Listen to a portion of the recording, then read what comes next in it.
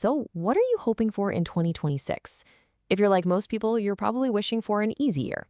No stress, no problems, just smooth sailing. But what if I told you that's the absolute last thing you should be asking for? Okay, let's get into it because the real key to greatness might just be found in a difficult year. Struggle is the power that makes an ordinary person great. Just let that sink in for a second. It completely flips our whole idea of success on its head, doesn't it? It suggests that the very thing we all try so hard to avoid, struggle, is actually the fuel for an extraordinary life. It's a massive idea, and it's exactly what we're going to unpack. Which, of course, brings us to this really big question. In a world that's constantly selling us comfort and ease, why on earth would you actively wish for a hard year? It sounds totally backward, I know, but the answer is absolutely crucial for anyone who's serious about real, meaningful growth. You've probably heard this old saying, and it's perfect for this. A calm sea never made a skilled sailor. Expertise, strength, resilience, you don't get any of those things when life is easy. They're forged in the storm. Comfort feels safe, yeah, but it also keeps you small. Now, to really get our heads around this, I want to tell you a simple but pretty profound story. It's a parable about a grandfather, his ambitious grandson, and a life-changing experiment with two little trees. So, the story starts years ago. This young, ambitious kid goes to his grandfather and asks him, "What's the secret? How do I become successful and great when I grow up?" Now, the grandfather, being a wise old guy, doesn't just give him a boring lecture. No, instead, he takes him to a plant nursery. And here's what he does. It's super simple. He buys two identical tiny saplings. He plants the first one in a nice big pot and keeps it safe and sound inside the house. The second one, he plants it straight into the garden, outdoors, exposed to, well, everything. A very simple setup for a very powerful lesson. The grandfather then turns to his grandson and asks him, "Okay, fast forward to 2026. Which one of these plants do you think will be bigger and stronger?"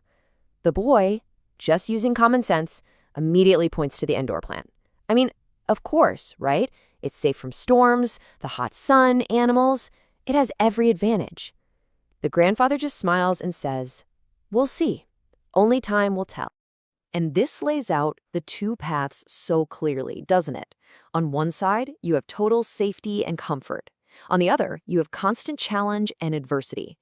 And you realize these aren't just two plants. They represent two completely different philosophies for how to live a life. So, the experiment is set. The years start ticking by.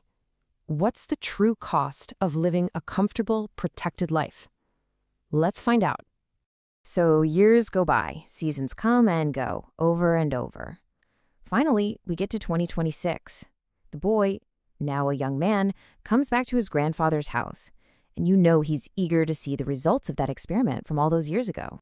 The grandfather first shows him the indoor plant.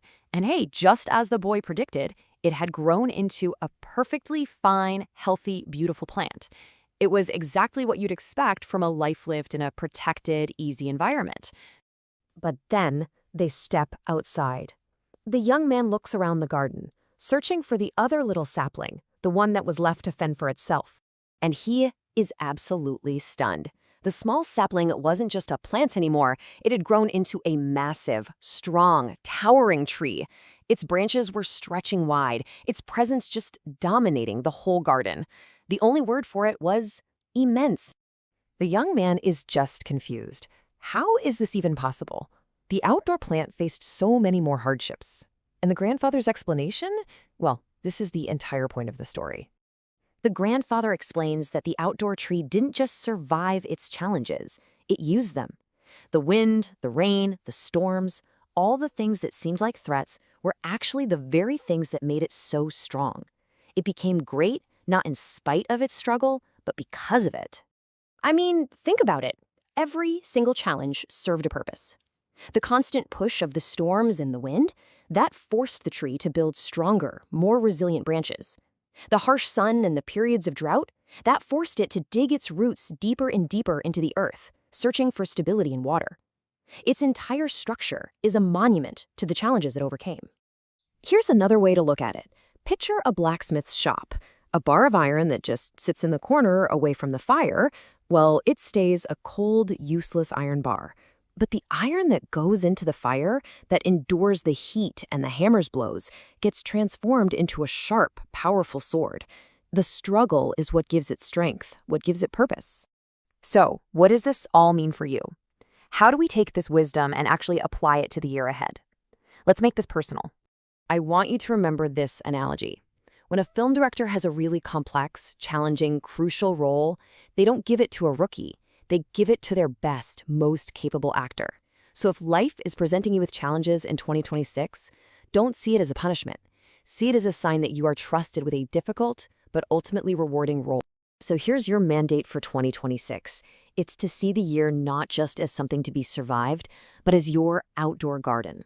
It is your chance to face the wind, to dig your roots deep, and to grow into something far greater than you ever could in the comfort of a pot. This final thought really sums it all up perfectly. Greatness isn't a gift, it's a transformation. Just like a piece of stone needs the sculptor's chisel and hammer to become a divine statue, we need challenges to shape us into our best selves. And that leaves us with one final, crucial question to think about.